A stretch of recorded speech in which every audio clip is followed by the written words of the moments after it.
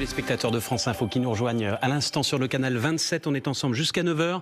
L'invité politique ce matin est député La France Insoumise du Nord et c'est Renaud Dely qui vous pose la première question. Bonjour Adrien Quatennens. Bonjour. Alors Adrien Quatennens, au terme d'une longue enquête, la cellule d'investigation de France Info a révélé ce matin que Sophia Chikirou, qui dirigeait la communication de Jean-Luc Mélenchon durant la campagne présidentielle de 2017, aurait surfacturé nombre de ses prestations, des prestations qui ont ensuite été remboursées évidemment par l'État, donc par l'argent public. Un exemple parmi d'autres au sein de ces révélations, 250 €, c'était ce qu'elle pratiquait comme tarif pour mettre en ligne des sons, des extraits de discours de Jean-Luc Mélenchon.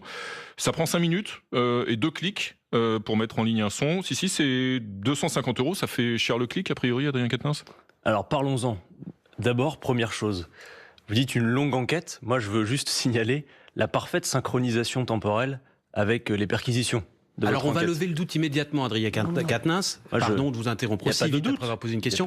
L'enquête de la cellule d'investigation de France Info a été lancée avant les perquisitions de mardi dernier. Petite précision importante. Elle a été lancée avant les perquisitions et on aboutit sur une concordance des temps qui est... Disons que le hasard fait bien les choses. Ça aurait été 3 jours avant, on aurait dit qu'il y avait concordance aussi. Mais il n'y a pas de souci. De toute façon, moi je ne suppute... Il n'y a pas de complot contre la France Insoumise. Bien sûr que non, évidemment, il n'y a pas de complot. D'ailleurs, moi je ne suppute pas, contrairement à vos révélations qui n'en sont pas, qui sont des supputations. Alors on va en parler de ces comptes et de ce que facture la société Mediascope. Puisque vous regardez, d'abord rappelez une chose, notre campagne électorale, ces comptes ont été validés. Maintenant, combien a-t-elle coûté ? Est-ce une campagne onéreuse ? La France Insoumise, messieurs, c'est 15 mois de campagne, d'accord ? C'est 11 millions d'euros de budget et un rendement de 20%, notre résultat.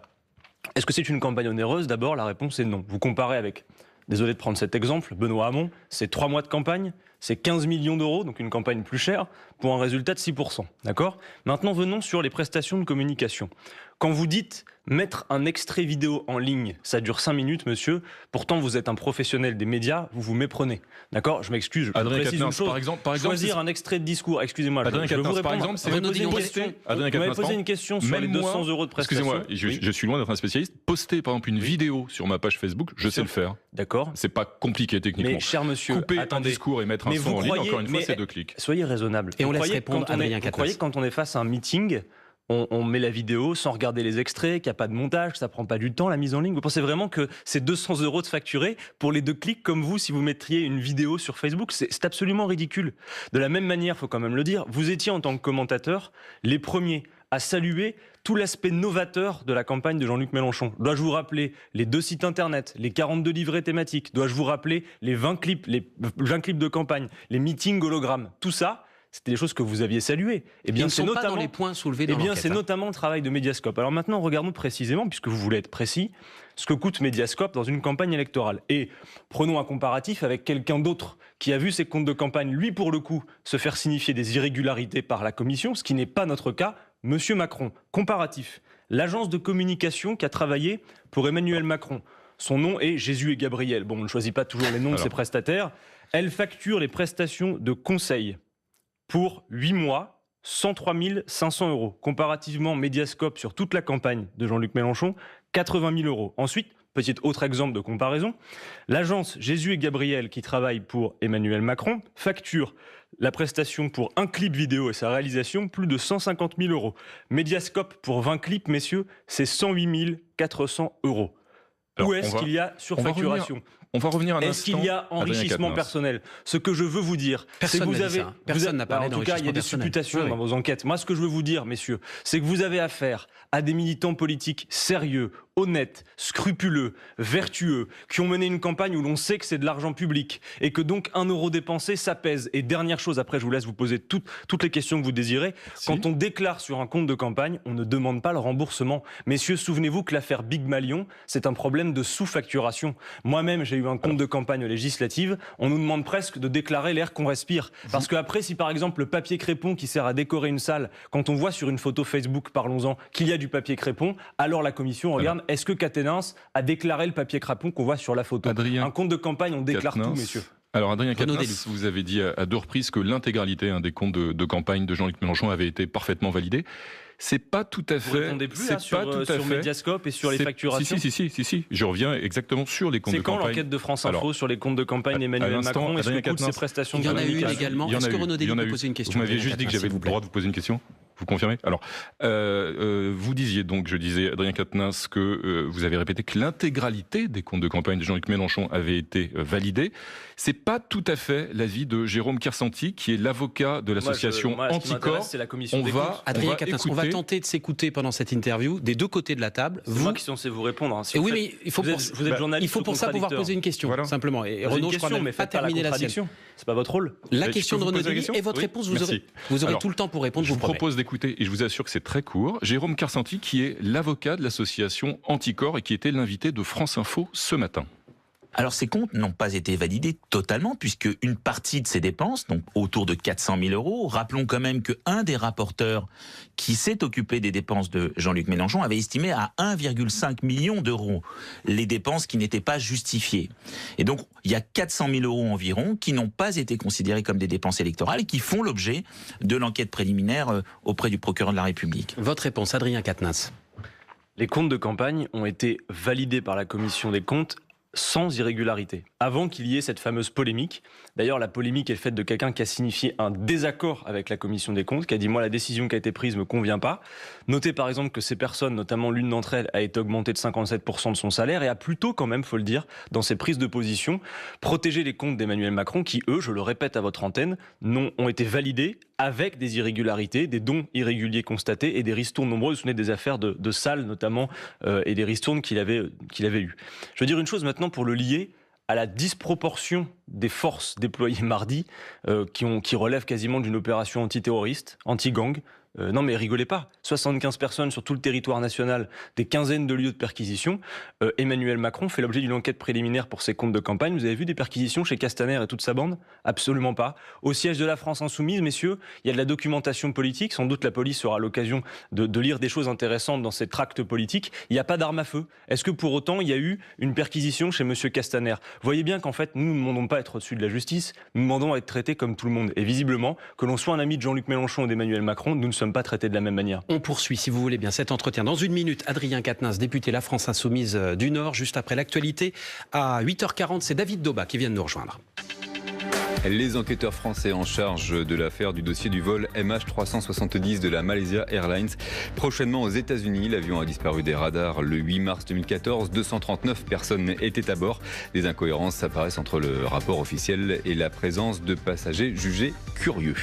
Donald Trump change de ton dans l'affaire Khashoggi. Il admet que le journaliste saoudien est très probablement mort et menace désormais Riyad de graves conséquences si sa responsabilité est confirmée.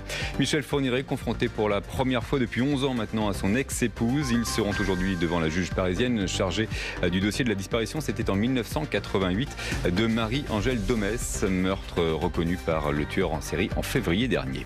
Laetitia Avia, députée LREM, dépose une proposition de loi contre les discriminations linguistiques. On appelle ça également la glottophobie. Elle intervient au lendemain de moqueries sur l'accent du Sud d'une journaliste de la part de Jean-Luc Mélenchon. Et puis début ce soir des vacances de la Toussaint. Pas de jaloux, toutes les zones sont concernées. Attention, journée classée orange dans le sens des départs en Ile-de-France. France Info. Toujours avec Adrien Quatennens, député La France Insoumise du Nord, jusqu'à 9h sur France Info. On va revenir sur ces perquisitions menées mardi dernier au domicile de Jean-Luc Mélenchon, au siège du parti et dans une quinzaine de lieux au total. Vous venez de le rappeler. Renaud Delis. Cette perquisition qui s'est déroulée dans des conditions sur lesquelles on reviendra dans un instant, elle s'est donc déroulée dans le cadre de l'enquête sur les comptes de campagne de Jean-Luc Mélenchon. Jean-Luc Mélenchon a été entendu hier dans le cadre de cette enquête pendant 5 heures par les officiers de la lutte anticorruption. Il s'est exprimé à la sortie de cette audition. On l'écoute. La manœuvre est complètement ratée. Au départ, ça devait être le remaniement est fait et puis le magnifique Jupiter apparaît à la télé. Et le lendemain, Mélenchon passe pour un escroc parce qu'il a été perquisitionné. Bref, la manœuvre de M. Macron est ratée.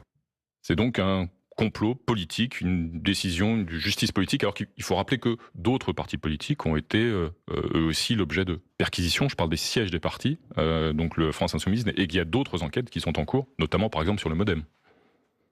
Est-ce que c'est une affaire politique? La réponse est oui. C'est une affaire politique qui est déguisée, qui est habillée en affaire judiciaire. Je m'explique.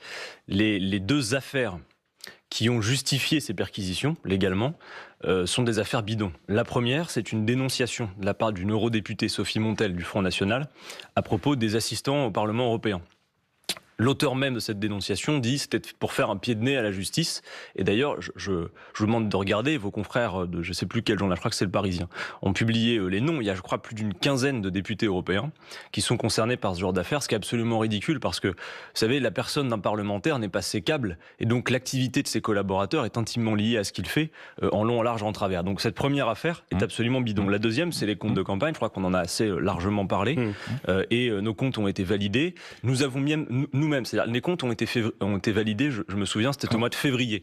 Comme il y a eu la polémique derrière, c'est Jean-Luc Mélenchon lui-même, messieurs. Et pour le coup, la cellule d'investigation de France Info avait fait quelques erreurs dans ses résultats, parce que les salaires qui avaient été déclarés étaient absolument ridicules. Ce qui se passe clairement, c'est que c'est nous, au mois de juin, qui avons dit réexaminer nos comptes, si vous le voulez. D'ailleurs, parfois le calendrier, effectivement, peut être hasardeux. Vendredi dernier, c'est-à-dire avant même les perquisitions dont nous n'étions absolument pas au courant, nous avions publié sur le site de la France Insoumise tout notre compte de campagne. Et Jean-Luc Mélenchon vous a dit hier qu'on est en train de réfléchir même à publier toutes les factures. Vous dénoncez. Nous, en fait, ce qu'on demande, c'est que nos entrailles soient fouillées. Vous allez le faire. Que nous puissions. Mais bien, en fait, on cherche à pouvoir le faire, mais légalement, on vérifie une chose, c'est, vous savez, il y a le nom des prestataires sur les factures. Oui. Donc, on est en train de discuter avec les avocats de savoir si on devrait anonymiser les factures, mais on aimerait. Mais en si fait, vous pouvez le faire, si vous pouvez les rendre anonymes, ces prestataires, en fait, vous allez publier l'ensemble des factures. Nous, ce qu'on vous demande, c'est de nous fouiller en long, en large et en travers pour le coup, parce que nous n'avons rien à nous reprocher et nous avons besoin que notre honneur soit réparé parce qu'elle est abîmée. Quand vous avez une telle opération, vous savez, dans le pays, ce qui se passe, c'est que les gens, vous l'imaginez bien, ils se disent mais il n'y a pas de fumée sans feu. S'il y a perquisition, c'est qu'il y a suspicion. Alors moi après, sur la question, vous comparez au MoDem. Alors je vais préciser sur l'indépendance de la justice. Non, on peut vous poser une question. C'est là-dessus justement. Alors justement, parce que Emmanuel Macron a répondu à Jean-Luc Mélenchon et à vos accusations sur l'indépendance de la justice. C'était en marge du Conseil européen. Il est assez mal placé vu ce qu'il a fait il y a quelques jours. C'était en marge du Conseil européen de Bruxelles. C'est ça ? Eh bien, on l'écoute. Nous avons une constitution, elle est claire. L'autorité judiciaire est indépendante dans notre pays et j'en suis le garant. Pour tout le monde. Et n'en déplaise à certains, il n'y a pas d'exception. Pas d'exception. Il est drôle ce président de la République, vous savez, parce que il y a encore une dizaine de jours à peu près, je crois d'ailleurs ici aussi qu'on en parlait, sur l'intervention de l'exécutif dans la nomination des procureurs. Vous vous en souvenez ? On en a parlé ici même hier matin. Oui. Magnifique. Vous en avez parlé. D'ailleurs, je crois que c'est Édouard Philippe qui avait dit qu'il voulait, en tant que Premier ministre, avoir, je ne pense pas me tromper dans la citation, droit de regard sur les procureurs. Que se passe-t-il en fait ? Et quelle est la différence avec le MoDem, etc. Parce que faut rappeler que 3 ministres du MoDem ont démissionné du gouvernement dès l'ouverture d'une enquête. Faut que vos auditeurs comprennent bien. Moi, je veux vraiment, c'est superbe l'occasion que vous fournissez d'être vraiment très complet.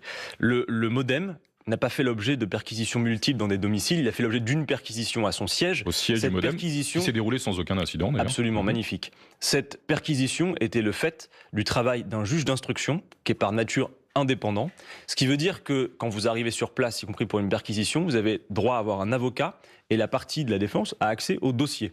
Nous faisons, messieurs, l'objet de ce qu'on appelle une enquête préliminaire. Beaucoup de magistrats, d'ailleurs... Donc, c'est pas un juge qui intervient ? Non, ce n'est pas un juge d'instruction, c'est directement le parquet, donc le procureur. Et vous savez, messieurs, vu ce que je viens de vous dire... Parce que le type de procédure n'est pas la même, qu'on comprenne bien. Exactement. Et vu ce que vient de dire Emmanuel Macron et ce qu'avait dit Édouard Philippe il y a peu, qu'il y a un lien direct, et le dire, c'est pas faire du complotisme, entre le parquet, le procureur et l'exécutif. Mais vous savez aussi, Adrien Quatennens, que celui qui a donné, pardon de vous interrompre, le feu vert aux perquisitions, c'est un juge des libertés qui, lui, est parfaitement indépendant. Vous soupçonnez lui aussi d'être en main du pouvoir. Par contre, le juge des libertés agit suite à un rapport du procureur, donc on ne peut pas savoir s'il est à charge ou pas. C'est-à-dire que si vous voulez... il peut dire non.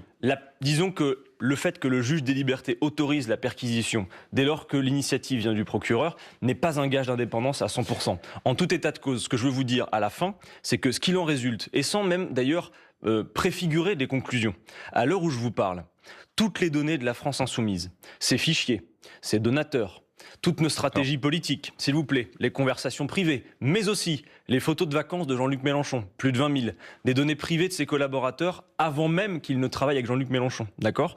Un scanning général. À cette heure, nous n'avons plus de secret pour les instances qui ont aspiré toutes nos données. Plus aucun secret. Et ces instances, vous êtes obligés de le constater, c'est factuel, dépendent directement de 2 ministères. Pour les instances de police du ministère de l'Intérieur, pour les instances judiciaires du ministère de la Justice. Vous pensez que Christophe Castaner, en ce moment même, est en train de fouiller les photos de vacances de Jean-Luc Mélenchon ? Je vous laisse l'imaginer. En tout cas, des services qui dépendent directement de son autorité disposent de toutes ces données. Et je vais même vous alerter, il y a un parallèle un peu malicieux qui est fait par la presse sur le fait que le traitement subi par le Front National sera à peu près le même, que donc, comme ils ont, entre guillemets, signifié cela, alors si Pierre et Paul racontent la même chose, c'est que Pierre et Paul sont des amis, ce qui n'est absolument pas le cas. En tout cas, une chose est sûre, dans ce pays, vous avez des forces d'opposition qui font peur à un pouvoir qui est complètement aux abois, et à l'heure où je vous parle, toutes les données concernant ces forces d'opposition sont entre les mains d'instances qui dépendent plus ou moins avec proximité du pouvoir. Adrien et dire Quatennens, ça, c'est factuel, monsieur. Renaud Dely. Justement, pour être factuel, qu'est-ce qui s'est passé en quelques mois? Parce que c'est pas le premier parti auquel la justice s'intéresse et sur lequel la justice non, mais dans des proportions enquête, aussi inédites. Si dans des proportions aussi inédites, vous devriez le souligner. D'abord, la procédure judiciaire. Question de Renaud Dely. Adrien Quatennens. C'est une affaire dont on a beaucoup parlé, quand même, vous l'admettrez, pendant la campagne présidentielle, qui était l'affaire Fillon, où il y a eu des perquisitions, y compris au domicile de François Fillon, y compris dans sa résidence dans la Sarthe. Sa femme aussi a été poursuivie. 12 heures de perquisition. Il y a eu de très nombreuses perquisitions et enquêtes. Et à l'époque, Jean-Luc Mélenchon s'indignait que François Fillon cherche à échapper, disait-il, à la justice. On l'écoute. C'est au juge d'instruire à charge et à décharge et de présenter des preuves. Mais vous êtes le peuple, moi aussi. Comment je peux savoir ce qu'a fait cet homme? Vous n'avez aucun moyen de le faire. Donc vous faites confiance au juge à 100%. Attendez, je n'ai pas d'autre choix que de faire confiance à la justice.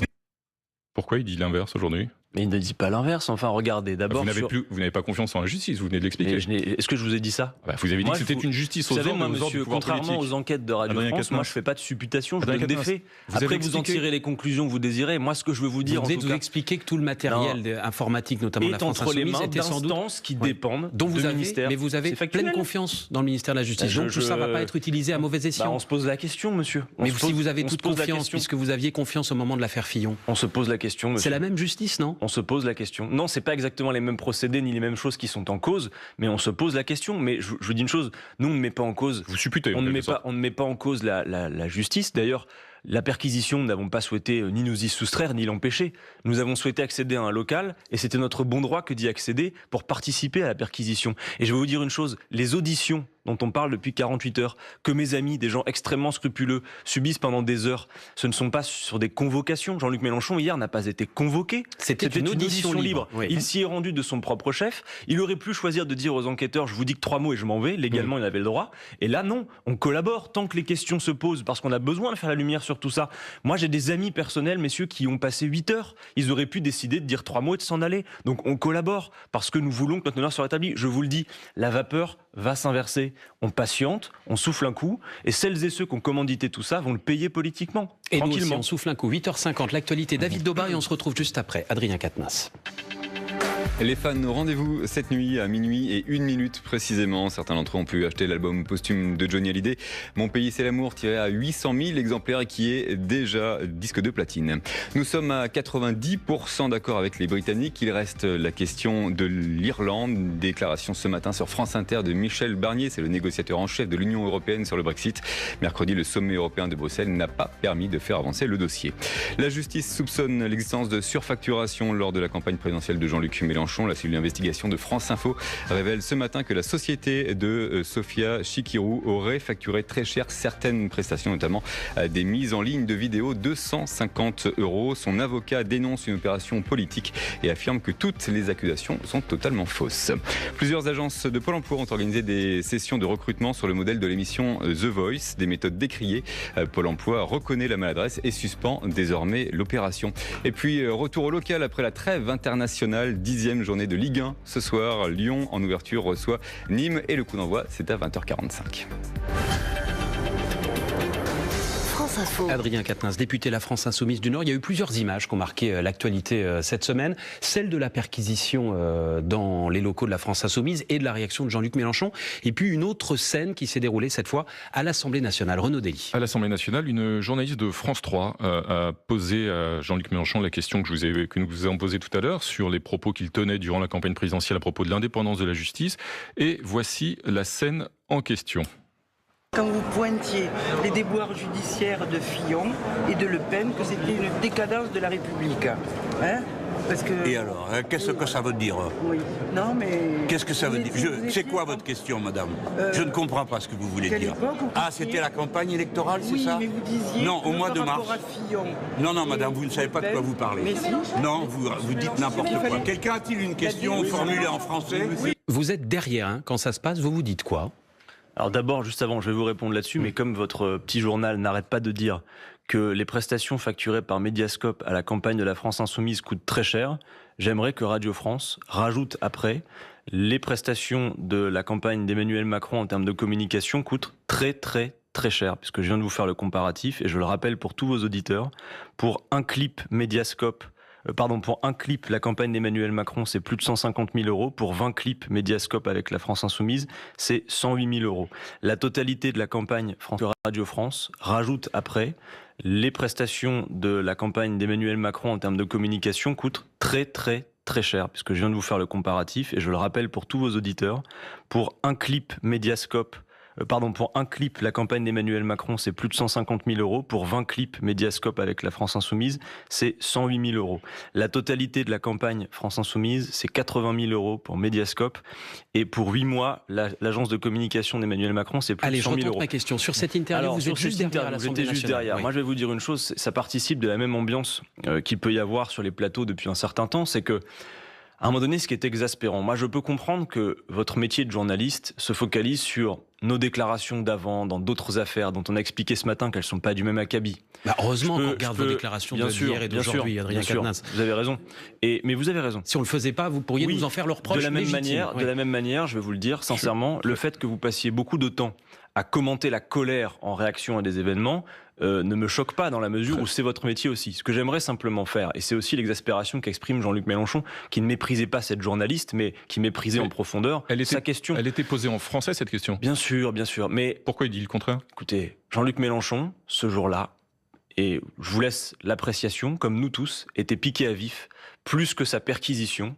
Ce qu'il avait vécu, messieurs, c'est qu'une quinzaine de ses collaborateurs, des gens qu'en tant que journaliste, en plus, vous avez déjà peut-être croisé dans ces locaux, que beaucoup de vos confrères connaissent, des gens d'une moyenne d'âge de 30-35 ans, qui sont hyper scrupuleux, complètement dévoués, qui sont des gens honnêtes. Moi, ce sont des amis, je les connais. Je vais vous dire une chose, moi, ça m'émeut tout ça. Quand je vois mes amis rentrer de 8 heures d'audition, de 8 heures de perquisition, ça te fait piquer même leurs données personnelles. Il y a une violence qui s'exprime. Donc, Jean-Luc Mélenchon n'était pas dans son colère. Il n'était pas dans son état normal. Il y a un ras-le-bol et il y a une colère qui s'exprime. Je ne vous demande pas de l'excuser, je vous demande de comprendre qu'elle s'explique et qu'elle est circonstanciée. Et une fois que vous avez commenté la colère... Mais non, il y a du mépris, il y a un mépris extrêmement profond pour la question et sa nature, pas pour la personne ni pour la manière dont elle la pose. C'est mon avis, moi qui me trouvais à ses côtés. J'aimerais, s'il vous plaît, que maintenant que vous avez commenté la forme et la manière dont nous avons réagi... le fond pendant 20 minutes. Et je vous reprécise que c'est bien votre rôle aussi de commenter la forme. Je vous demande maintenant de rembobiner le film et de faire en sorte que prennent place sur les plateaux médiatiques nos arguments de fond, nos arguments politiques et nos arguments juridiques, s'il vous plaît. Parce que notre honneur est en cause et nous avons une bataille politique à mener. Les solutions que propose la France Insoumise à l'épreuve des faits, je ne prends qu'un exemple, le changement climatique, sont de plus en plus urgentes. Et pendant que une brigade entière composée de 83 personnes s'occupe des comptes de campagne de Jean-Luc Mélenchon, c'est une brigade qui devrait s'occuper des Panama Papers devant et de l'évasion fiscale. Qu'on passera des heures et des heures dans les mois qui viennent avec des députés de la France Insoumise à parler, j'espère, d'autres choses en notre présence. En notre présence, il n'y a pas de problème, mais avec tous les éditorialistes qui se succèdent, s'il vous plaît, exigez de leur part. Et je vais même aller plus loin, Adrien Quatennens, je voudrais vous remercier d'être venu ce matin sur le plateau de France Info. Mais moi, je vous remercie de m'avoir invité, messieurs. Vous comprenez qu'on a besoin de à l'enquête de France Info. Il nous reste 1 minute. Renaud Dely. Vous évoquez le fait, et c'est bien compréhensible, que Jean-Luc Mélenchon était en colère ce jour-là, piqué à vif, et qu'en clair, il n'était pas dans un état extrêmement serein lorsqu'il répond à cette journaliste.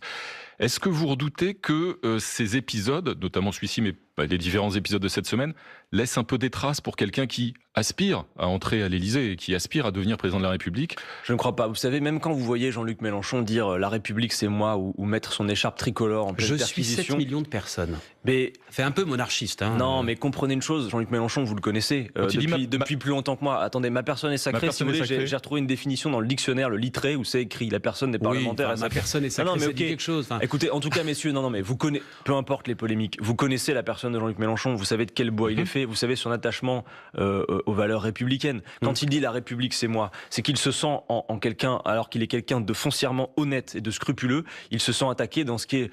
C'est viscéral, c'est son engagement politique qui est mis en cause, c'est la manière dont il le pratique. Donc voyez bien que derrière le responsable politique, il y a un être humain, il y a un homme qui est touché en profondeur et qui est touché dans ses valeurs et les fondements de son engagement. Bon, qu'il y ait de la colère, on est tous faits de notre propre caractère et Jean-Luc Mélenchon est aussi, vous le voyez, capable de pédagogie, de calme, etc. Comprenez encore que cette colère s'exprime dans un moment particulier. Maintenant, la tension a rabaissé depuis 48 heures. Moi, j'appelle de mes vœux à ce qu'on continue de faire baisser cette tension. Et par contre, je dis, vous l'avez vu ce matin, on a des arguments. Et je préviens, politiquement, les coups seront rendus clairement, et j'ai commencé à le faire ce matin, et on ne va pas s'arrêter. Et vous pensez, vous dites on le connaît, Jean-Luc Mélenchon, effectivement on le connaît de longue date, il a une longue carrière politique. Est-ce que vous pensez que les Français ont découvert une autre facette du personnage? Non, je pense que les Français connaissent le tempérament de Jean-Luc Mélenchon. Et vous savez, il y a aussi beaucoup de gens ce tempérament, il peut les inquiéter? Mais dans la mesure où il est capable de faire cette démonstration aussi, qu'il sait incarner les valeurs républicaines, qu'il est quelqu'un de présidentiable. Je veux dire, regardez les débats qu'il a pu faire pendant l'élection présidentielle. Vous voyez bien qu'on a affaire à quelqu'un de sérieux. Je veux dire, quiconque, même moi, si j'avais subi une perquisition politique et que mon épouse m'avait appelé en me disant Adrien, on est en train de fouiller l'appartement, je ne sais même pas vous dire comment j'aurais réagi. Voilà. Donc il y a une colère. Une fois qu'on l'a commenté, s'il vous plaît, revenez aux faits générateurs. Je pense qu'y compris pour la qualité de la vie démocratique dans ce pays, il y a beaucoup à dire. Merci Adrien Quatennens. Merci de m'avoir invité. Merci à vous d'être venu. Merci Renaud Dely.